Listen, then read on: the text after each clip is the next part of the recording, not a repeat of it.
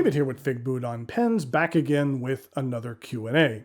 I'm trying to get to these Q&As a bit more often. It's been about 2 months since my last one, and that's better than the 11-month gap to the one before that. What I was going to do today is go over a few questions viewers have submitted. I was going to show you a cool little fountain pen accessory that's unlike anything you've probably ever seen before, and then also give you a sneak peek of some of the things which I will be reviewing here in the near future. On a personal note, things have been going well for me. I am fortunate to have a job which I feel is somewhat secure as anything can be these days.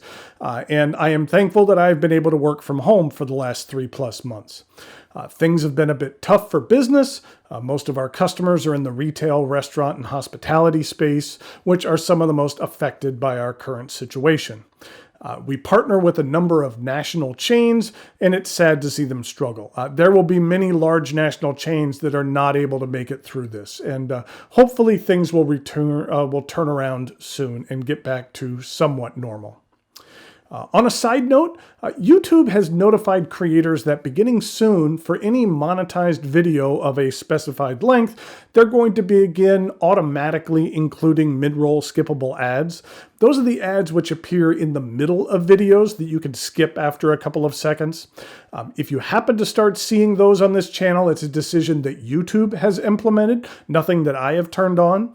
I'm going to take a wait-and-see approach to this. If I find that it's too disruptive and annoying, then I can turn off the mid-rolls, but you can't do it globally. I have to go back to literally every single one of my previous 350 videos and turn the feature off individually, which I will potentially do because I am actually more concerned about the viewing experience over a little extra ad revenue. But that's something I wanted you to be aware of. Okay. Let's get right to it with some questions. Andrew asked, has your local pen club held any meetings, perhaps virtually, since the pandemic began? We have not, and I've missed it. I looked forward to our monthly meetings and hanging out with everybody. I've participated in a few Zoom calls with pen folks outside of the club, and those gatherings have been fun, but I am very much looking forward to a time when we are able to regularly attend shows again. But at the rate things are going, I'm really not sure when that might be. Maybe the Atlanta show in 2021? Who knows? If people continue to gather in large numbers and refuse to wear masks, it might be even longer. It's frustrating when you see people that feel that being forced to wear a mask is somehow infringing on their rights. There's people out there who just don't like being told what to do, even if it's for their own good and the good of others. I had a coworker once who had traveled in from out of town to visit our office. When we were going out for lunch, we got in my car and I noticed she didn't put her seatbelt on. And I asked her to put it on, and she did, saying, I normally don't wear seatbelts, but since you asked so nicely, then I'll do it. I don't like doing anything the government tells me I have to do. With people like that, I find it kind of pointless to even attempt to convince them of the error of their ways. Whatever you say, it's not going to convince them that they're incorrect. Logic and reasonable thinking don't apply to people like that. People, wear your masks out in public. It's not just for your health, it's for the health of your loved ones and everyone else around you. Okay. User Unknown said, when do you think we'll see the return of pen shows, and how do you think they will operate post-pandemic? This is a big mystery. I'm not a paranoid person. I'm not someone who's a germaphobe, but there are some health issues within our household that would make bringing COVID into the family extremely bad. So I have to be very careful. When I get the mail, I use a glove. Then we have a bunch of trays out in the garage where the mail and packages sit for a couple of days before they're opened. I'm opening packages like I'm part of the bomb squad. The thought of staying at a hotel and being in close proximity to hundreds, if not thousands of people, even if everyone is wearing masks, for me is a ways off. I hope it comes soon because I miss going to shows. It will be odd though, because part of a show is walking around and checking out the pens that are on display. And in the back of your mind, you're thinking about not picking up a pen because of who else might have picked it up 5 minutes ago. And if you're thinking about that, then we're not at the point where we can have shows. This thing will need to be squashed pretty good before I feel comfortable at a show, even though I really want them badly to resume. Okay, that's the end of the pandemic talk, promise. Christina asked, why do you do reverse writing in your writing samples? What is the point when you're supposed to write nib up? I get this question a lot. Reverse writing can be a helpful technique used when you are drawing. Having the ability to turn the nib over and get a finer line can be helpful when you're creating art. I have to say I am not the most artistic person. Well, I've never applied myself to become a decent artist. It's like with music. I played the piano when I was young, and I never found that I had a ton of natural talent. I had to work very hard to be a very mediocre pianist. That being said, I did recently pick up an electric guitar, a Fender Squier Contemporary Stratocaster, and I have committed myself to learning how to play. I'm not expecting to shred. My main goal is to learn a bunch of chords and be comfortable playing along with some of my favorite songs. I would call that a victory. I had thought about making one of those year-long progress videos in order to track my first year. It might be fun to be able to hear and see the improvement over time. We'll see. It's a bit of a commitment to record myself playing on a regular basis. But then again, I record myself a couple of times a week talking to you, so it wouldn't be that much work to record a bit of playing guitar as well.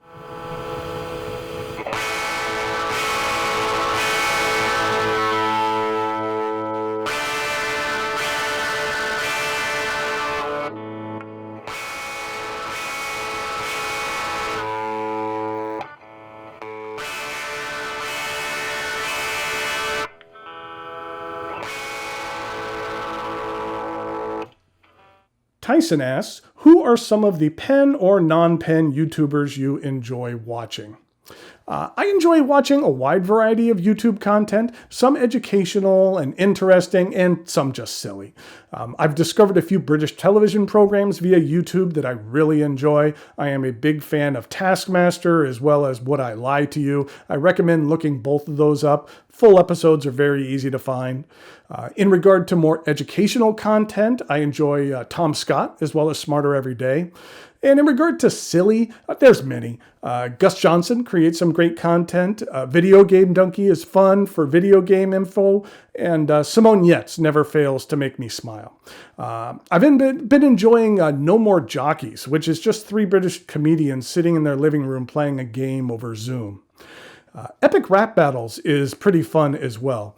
There was a time when I thought about doing some epic pen rap battles. I had it all planned out. I even had one written out.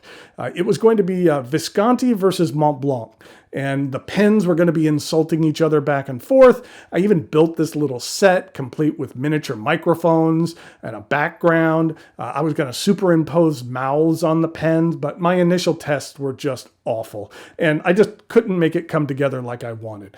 There's a difference between cheesy funny and cheesy unwatchable. So who knows? Maybe one day I will revisit that project. Stacy asked, when you commuted to work, were you comfortable taking your more expensive pens out of the house? Absolutely. I have no stay-at-home only pens. I feel that every pen in my collection is meant to be used. That's one of the great things about this hobby. It's not like collecting something else where you keep your collection hidden away in a closet or on a dusty shelf, and you bring it out every once in a while to take a look at it. You get to use and enjoy your pens. And it's fun to see the enjoyment others get out of them as well. Using your pens whenever and wherever is vital to this hobby, I believe. Pens want to be used. That makes them happy. Pens want to be happy. Tom asks, what should every starting fountain pen enthusiast absolutely know? And what mistake can you share so that we don't repeat it? My biggest regret about my fountain pen journey is that I ramped up way too quickly. The result of that was that there was a number of low to mid-range pens that I didn't give enough time and didn't give enough chance to enjoy before I moved on to things that I felt were bigger and better. It's tough not to have pen envy and desiring what you don't already have in your collection. But in hindsight, I wish that I would have taken things a bit slower so that I would have enjoyed that range of pens as well. So don't be afraid to take things a bit slow and enjoy what you currently have in your collection before moving on to more expensive purchases. Mario asks, do you ever match certain inks with the same pen? And what is your favorite combo? Yes, all the time.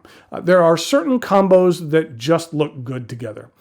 For instance, this Sailor King of Pen Pro Gear Sky has only ever been inked with Pilot Iroshizuku Konpeki. I just think that that's a really nice match for that pen. My Classic Pens LB5 Koseki has always had Mont Blanc Toffee Brown in it. Now, there are certain ink combinations that don't work well.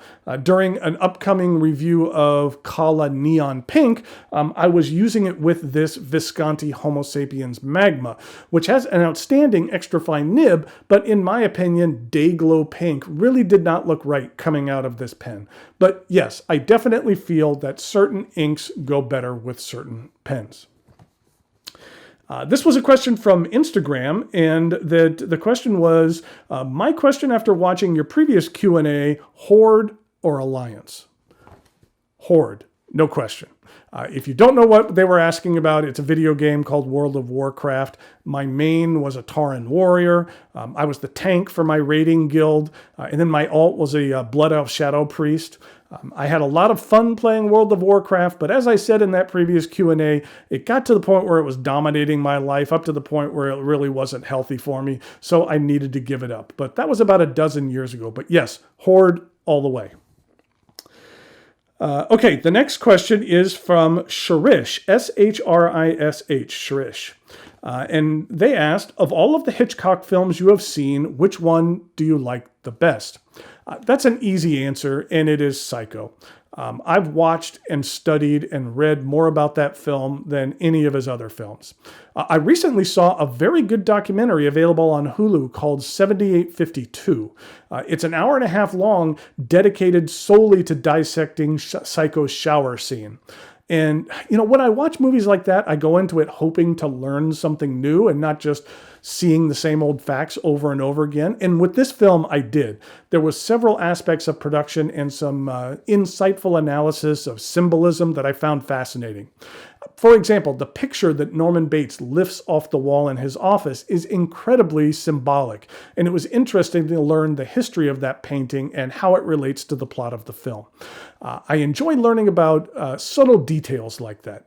I just wish that I liked the painting, because having the painting from Psycho, or a copy of the one from Psycho, is something I would totally have hanging up in my house. But it kind of depicts the abuse of a woman in a certain situation, and while it fits within the film, I don't feel that that's imagery that I need in my house. But there are so many other fantastic Hitchcock films. It's like choosing your favorite child. Other than Psycho, in no particular order, I am very fond of Rear Window, Strangers on a Train, Shadow of a Doubt, North by Northwest, The Birds. I will, however, say that I am not as fond of Vertigo as others are. It's a bit further down my list in regard to favorite Hitchcock films. Okay, next question is from Bernardo. And he asked, have there been any giveaway pens you liked so much that you bought one for yourself? There's been many pens that I have regretted having to give away. And there's been several given to me on loan that I ended up purchasing rather than returning them. I wasn't holding them from hostage. I mean, it was from retailers. The Visconti Homo Sapiens Magma that I showed you was one. The extra fine nib on this pen is outstanding, and that's what really sold me on this pen. There was also this Sailor 1911 Large. It's a limited edition sea glass version available through Goldspot. They sent me one to review and to give away, and I liked it so much that I had them send me another one right away that I had purchased. I still really enjoyed this pen. I think it looks pretty sharp. There's been a few other ones as well. Next question is from Ubal, Y-U-B-A-L, Ubal. And they asked, in the Neil deGrasse Tyson interview, he claims that one should only grab a pen far from the nib. What is your take on that? I would disagree with that contention. I think that there are no absolutes when it comes to how to use a fountain pen. Now, that way might actually work best for him, and that's how he prefers to hold a pen, but that doesn't mean that everyone else needs to be the same and conform to that. I much prefer to grip my pens closer to the end of the section, and everyone is going to be different. It's about what works for you personally. During reviews, I'm very conscious not to make definitive statements. And what I mean by that is, let's say I'm reviewing a pen with a very narrow section. I'll talk about how I prefer thicker sections and how that particular section doesn't work for me personally, but there are tons of people out there that love narrow sections. So I don't want to make anyone out there feel wrong or stupid for liking something different than I do. We all have our own preferences, and there's nothing wrong with that. Okay, next question. Justin asks, what are your thoughts on viewers sending you pens to review? It very much depends on a case-by-case basis. There's a number of different factors I consider. Typically, it needs to be something that I previously haven't reviewed and something I don't have access to acquiring elsewhere. It's something that I've done several times in the past, and if there's a compelling reason, it's something that I'm open to. There's been a couple of times where viewers have actually purchased pens and had them sent to me to review before I then sent them along to them. I guess that's one way of getting me to turn around a pen review quickly. They make me feel guilty that I'm keeping a brand new pen from them. Okay, next question. It was Chinese characters, so I have no idea how to pronounce it. But they asked, what was your experience working on Wall Street? I mentioned previously, but back in the mid-1990s, I did work as a stockbroker for a bit. Passing the Series 7 and 63 were a challenge, but I did it and was a licensed broker in about 6 or 7 states. There were certain aspects of the job which I really enjoyed. I loved the analytical side of the business, but in the end, analytics really didn't matter. It was all about money. Stocks and their performances were kind of secondary. It was sell, sell, sell. Tons of cold calling, which I despised. Calling up random people and convincing them to give you money to invest is not something I enjoyed, and I wasn't very good at it. I worked at a small, somewhat shady firm in San Diego. If you have ever seen the movie Boiler Room, a lot of that film hit home for me. There is a lot of ugly truth in that film that I witnessed in real life. And in the end, I was not a successful broker, so I moved on to other things. But I did learn a great deal, and it was an interesting time. Okay, next question. Jen asked, how many fan letters do you get a month, and do you find that they can get overwhelming to respond to? I receive a fair amount, and I've always committed that if you write, then I will write back. That was put to the test recently when I held a contest giving away 3 Monteverde pens. You entered by writing me a letter, and I received over 150 entries, and I was proud that I responded to each and every one. So if you would care to write, then I would be glad to hear from you. Someone asked about the pictures behind me as well, and those are all magnets and pictures and stickers that viewers have sent in. Just a sampling of some of the things I've received lately. I used to have mail time when I did these, but just showing some random letters, I wanted to have a little bit more substance than that. Maybe I'll get back to doing something like that in the near future. But someone sent me a picture, a Polaroid picture of their pen collection. Then, I've received letters for a while from a lady by the name of Carissa in Ontario, Canada, and they are always decorated with very interesting stamps and stickers and washi tape, but just very, very cool. It's cool to receive something like this. There is, let's see, this was from Michael in Germany. I received this nice picture of me that even included some Rubik's Cubes in the corner. And then there was this other picture. You know what? I'm sorry. I don't recall who sent this in, but this was a nice picture of a lion that someone sent in. So I enjoy receiving art and drawings and magnets and things like that. And if you care to send something in, then there's a good chance that you'll see it up behind me in the future. The next question is from Eve. And Eve asks, do you ever give fountain pens as gifts? If so, which pen seemed to make the best impression on the recipient? Okay, I have given pens as a gift on occasion, and generally I won't give a pen to someone unless they've expressed some interest in the hobby, or they're already involved with fountain pens. The gift that had the biggest impact is very simple to answer. I had a very close friend at work who one night when she was driving with her husband was tragically hit head on by a drunk driver going the wrong way down a street. Her husband was unfortunately killed, and she was severely injured as well. I honestly didn't think she was going to make it. She was touch and go for several weeks, and there were days when I was expecting a call that I really didn't want to take. She had previously expressed an interest in fountain pens, and I'd even given her a Laban model that I had reviewed earlier, the Flora, and she would use it at work on occasion. At the time of her accident, Goulet Pens had just released one of their limited edition Edison Nouveau models called Purple Rain. My coworker loved the color purple and loved the musician Prince, so this was perfect for her. I wanted to purchase one, but they were unfortunately sold out. But as luck would have it, the very next day, they made some additional stock available, and so I quickly picked one up. There was going to be two potential outcomes. Either my friend would recover and I would give this pen to her, or it would be a pen I would remember her by. And even though that pen was gorgeous, I really did not want to have it in my collection. After several weeks and multiple surgeries, my friend's condition improved just enough for me to visit her in the hospital, and I presented her with the pen and a bottle of Pilot Oroshizuku Murasaki Shikubu ink to go with it, which is a nice purple ink as well. It was very emotional, and she enjoyed the pen very much.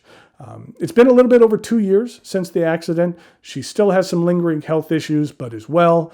Not too long ago, she relocated to another state. She just felt she needed a new start somewhere else, and with everything she went through, that was understandable. She's doing well, and we text on a regular basis, sending each other pictures of our dogs. So yes, it was a meaningful gift for me, and I hope for my friend as well. Okay, next question was from NSIMS, like NSIMS86, who asked, what is the least expensive pen on your never sell list? That's a good question. Well, first of all, my very first pen I ever purchased was this Lamy All-Star. Even though I don't use it that much, I would not feel good about selling it. So it was my first, so I can't let that one go. But other than that, I would say it was this $35 Faber-Castell Lume. First of all, it's a great pen. I love it. The nib has a distinctive feedback I really enjoy. In addition, I really love this matte model with matte silver and a matte purple cap. This is one of the older models, which I care for more than the current Lume offerings. Most of the models now have kind of a slick metal barrel and kind of more have a slick metal section, and the caps are a bit different. I just care for this older model. It's one of my favorite under $50 pens and one that I would not consider selling. Okay, next question. Sam asked, it seems that a number of YouTubers become camera and audio gear enthusiasts, in addition to the topic of their channels. Do you feel that that describes you, or do you mainly view cameras and microphones as a means to an end? When I started out creating videos, I am a big advocate of working with what you have. And I have an entire video called So You Want to Be a Content Creator, where I talk about the equipment and things like that when you're starting out. And for quite some time, I worked with what I had. In my earliest videos, I didn't even have lights, so I had to record during the day when I had some decent light coming into the room. But as the channel progressed, I wanted to produce the highest quality product that I could, within reason, obviously.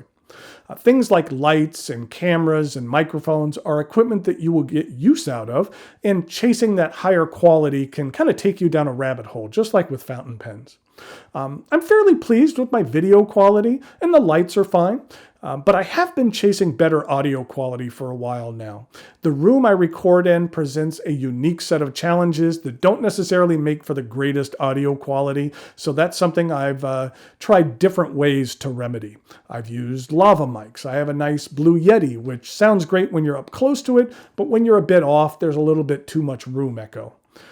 I had issues where my camera would amplify the volume of the mic on its own, and there'd be a humming noise, which was annoying. I have to turn off the air conditioner in the house or in the winter, the heater, because when it comes on, when I'm recording, you can hear it buzzing in the background. Now, a lot of these issues were things that most people probably didn't even notice or care about, but like I said, I wanted to be able to produce something I was proud of and the highest quality product that I could. I recently was in the market for a shotgun mic. I thought that might help. I was looking into what mic one of my favorite YouTubers used, and I found it. And when I looked up the price, it was $1,000. While I would love to have that audio quality, I am not spending $1,000 on a microphone. But I did pick up a reasonably priced XLR mic as well as an audio mixer, and we'll see how pleased I am with the results. So far, for the video that I used it on, I was happy. And that the support I received through this channel, as well as through my generous Patreon supporters, helps offset the cost of reasonable purchases like this to improve the overall quality of this channel. If you would care to support this work via Patreon, I greatly appreciate it, and you could find a link in the notes below. Okay, Joshua asks, what is the whole ATF story? Okay, I briefly mentioned this in my last Q&A, so I will tell the entire story. Back in the early 2000s, I used to work for a catalog company which specialized in Russian imports. I managed the customer service and sales departments. While we sold somewhat normal items, we also could get our hands on some rather unique things. If you wanted to purchase a tank, I could get you one. If you wanted a Russian Navy submarine, I could get you one of those as well. I could even get you a MiG fighter jet if you had the money. But the item which caused the most issues for me was, believe it or not, a pair of binoculars. They were called border guard binoculars, and this is what they look like.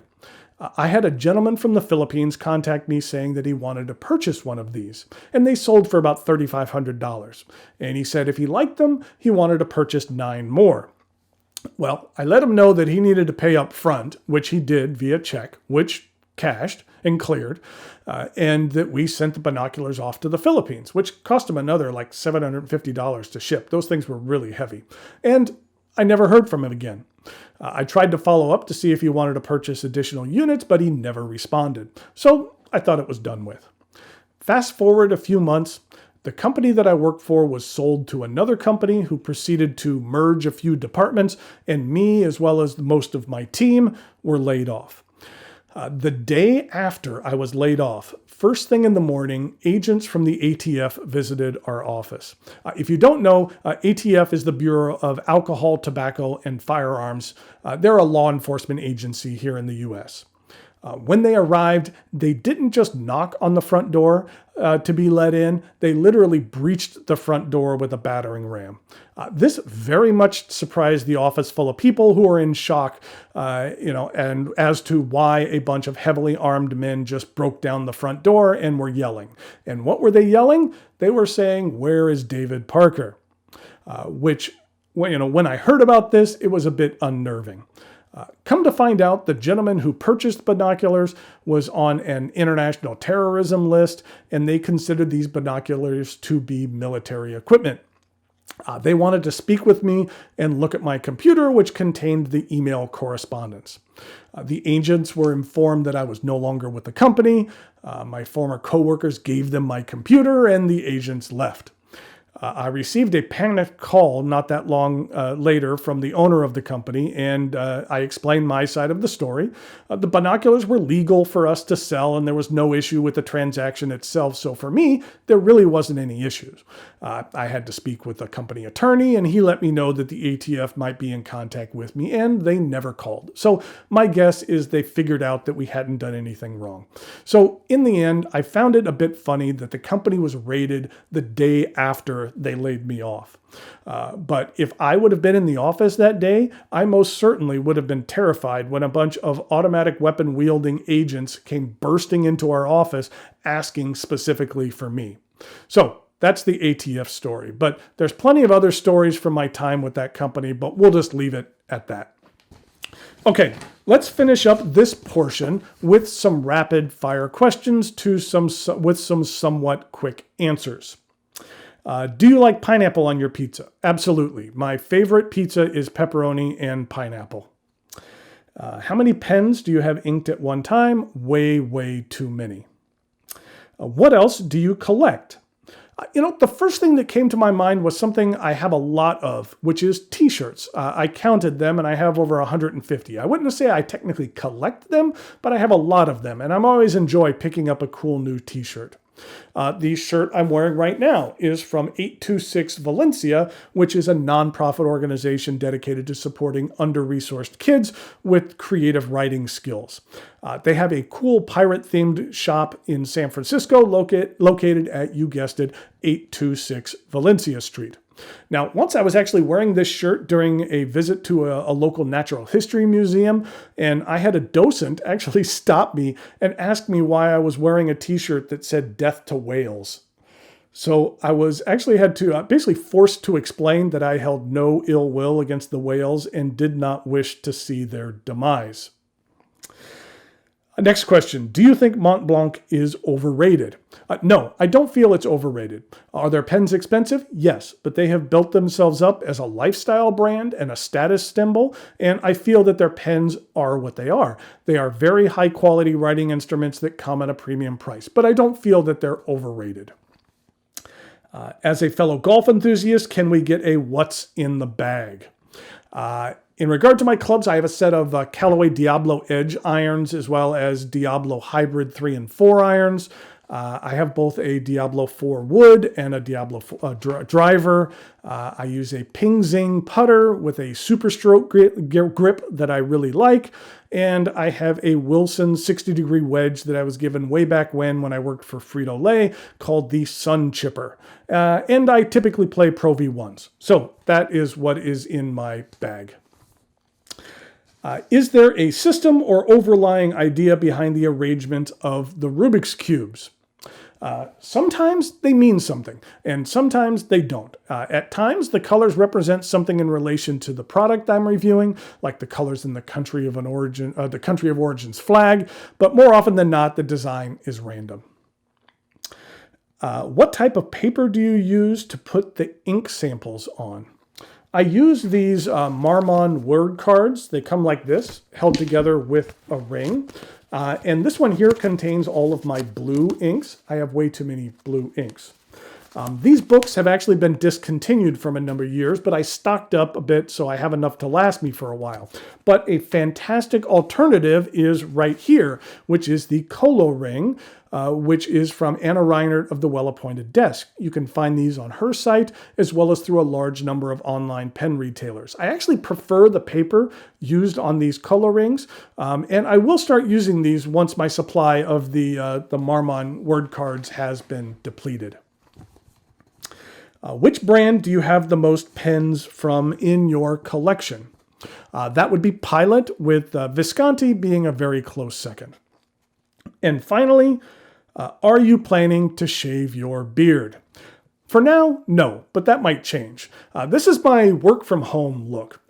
I've never grown it out this long before, and when else am I going to get the opportunity to do it? So we'll see how long it gets before I get sick of it, or if I have to physically go back into the office for work. So I might keep it for several months, or it could be gone next week. Who knows? Stay tuned to find out. Okay, I thought I would end this Q&A session by showing you an interesting new fountain pen accessory, as well as a sneak preview of a few of the pens that you're going to see coming up here in the near future. So in order to do that, please join me over here at camera 2. And here is that accessory. Actually 5 of them. Let me go ahead and take one out so you can get a closer look.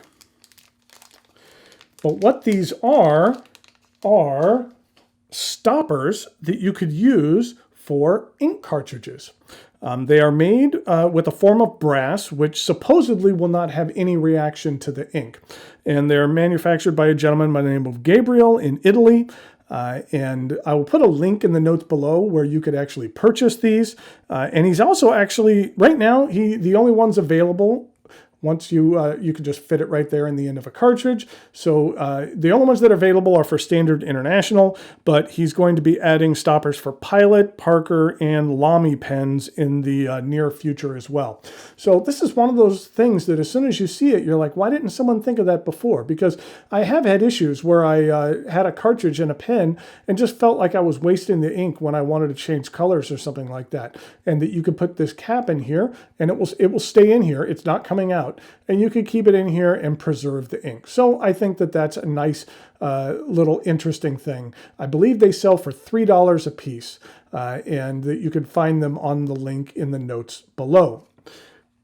In regard to other accessories I have coming up, I have a number of different leather goods that I'm going to be reviewing, some pen sleeves. There is another sleeve that I'm going to be reviewing. And then I have another 4-pen case that I'm going to be reviewing. This one's from Night Heron Leather. And in regard to pens, I'll give you a sneak peek at 4 of them. This one is called Stylo, I believe. And this is a very brightly colored pen that is very curvy. That one is going to be coming up in the somewhat near future. Then this is a Scribo. And Scribo is a company that a lot of the ex-employees of Omas moved over to Scribo. So this is one of their pens, which I haven't inked up yet and I haven't tried. I'm looking forward to playing with this one. Then in regard to 2 other ones, I have this one right here, which is from Y Studio, which is their Resin Fountain Pen. They make a metal one as well, but this is their resin one that I'm going to be reviewing here in the somewhat near future. And then finally, one more that's going to be coming up is from Esterbrook, and it is one of their Estes, and this is the composition one. And I think that that is a very cool color. It's meant to resemble the composition notebooks you used in school. And I think that it did a good job of representing that. So that's it for the Q&A. I hope you enjoyed this. And if you have any other questions, feel free to either email them or leave them in the comments below, and I'll get to them in another Q&A session. Until next time, thanks for watching, and I'll talk to you later.